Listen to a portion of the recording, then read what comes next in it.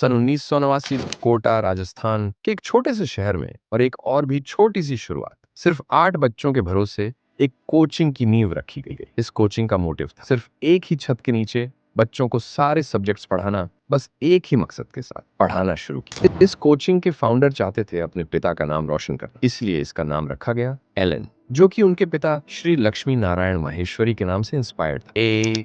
ALLEN, a legacy of learning excellence nurturing. उस वक्त Elon सिर्फ एक छोटी कोचिंग थी, लेकिन फिर 1990 आया और एलन के स्टूडेंट्स ने IIT और नीट जैसे एग्जाम्स क्लियर करने शुरू कर दिए।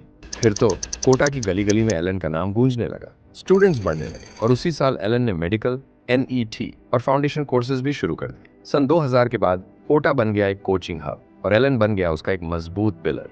अब बात करते हैं 2001 से 2019 तक का सफर। सबसे पहले एलन ने मेडिकल एंट्रेंस AIPMT, आज का नीट के लिए अपनी पहुंच बढ़ाई। स्टूडेंट्स की संख्या हजारों में पहुंची, टीचर्स की टीम बढ़ने लगी, लेकिन तब तक सब कुछ कोटा में ही सीमित था। लेकिन फिर आया वक्त 2006 से 2010 का, जब नए नए कंपेटिटर्स एंट्री लेने लगे, Bansal classes, resonance, career point. इस दौरान एलन को काफी स्ट्रगल करना पड़ा, जैसे स्टूडेंट रिटेंशन और टीचर रिटेंशन दोनों ही मुश्किल बने। लेकिन फिर 2010 में एक बोल्ड मूव किया। एलन ने पहली बार कोटा के बाहर कोचिंग सेंटर खोलने शुरू किए, जैसे अहमदाबाद, जयपुर, चंडीगढ़, और फिर उनके स्टूडेंट्स ने IIT, नीट में ऑल इंडिया रैंक 1 लाना शुरू किया और एलन का नाम पूरे भारत में छा गया। फिर 2014 में उन्होंने शुरू किया pre nurture and career foundation PNCF programme. इसी दौरान स्टार्ट हुआ digital learning and distance learning programme. 2016 में नीट कंपलसरी हो गया और इसका सीधा फायदा एलन को।